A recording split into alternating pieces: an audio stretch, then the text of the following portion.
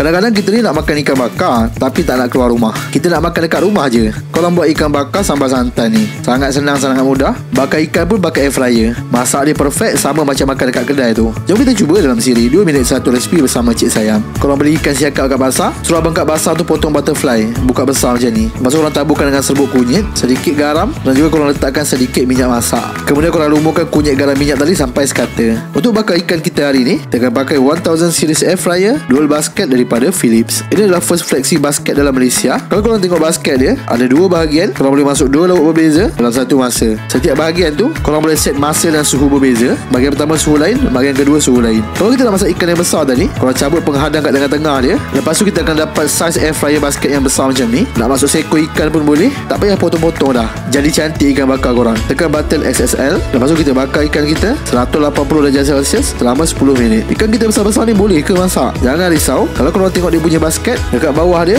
ada starfish design yang mana dikuasakan dengan rapid air technology. Jadi masakan korang akan masak sekata je. Jangan lupa dapatkan satu untuk dapur korang. Memang function. Sementara ikan kita masak, kita akan prepare sambal ya. Saya pakai 2 paket sambal instant. Kemudian korang masukkan hirisan daun kesum, masukkan juga hirisan bunga gantan dan juga hirisan serai. Nak bagi dia berlemak sikit, kita masukkan dalam 2 sudu santan. Kemudian korang kacaukan dia sampai sekata. Kalau suka korang boleh masukkan sedikit saja minyak. Kemudian ambil sambal tadi, sapukan atas ikan, bagi dia rata. Lepas tu kita sambung bakar dalam air fryer 180 darjah Celsius selama 6 minit je. Kemudian siaplah kita punya ikan bakar sambal santan. Resipi sangat simple, sangat senang. Korang boleh cuba dekat rumah nanti. Selamat mencuba. Jom follow kami untuk lebih banyak resipi menarik.